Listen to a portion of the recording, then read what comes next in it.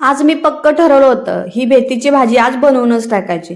त्याच्यामुळे पहिल्यांदा ती बाहेर काढून ठेवली आणि त्याच्यानंतर आधी म्हटलं कुकर लावून घ्यावा, म्हणून मुगाची आणि मसुरीची डाळ मिक्स घेतली आणि त्याच्यामध्ये हळद, हिंग, कसुरी मेथी आणि थोडेसे टोमॅटो घातले. आज मी मिरची घातली नव्हती कारण मेथीची भाजी थोडीशी तिखटच होणार होती, तर शरूला थोडी चालून जाईल, दोन्हीमध्ये तिखट थोडंसं ऍडजस्ट होणार नाही.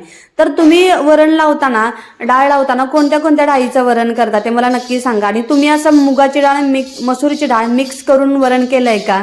तर नसेल केलं तर एकदा करून बघा, खूप छान लागतं आणि मला नक्की परत कमेंट करून सांगा.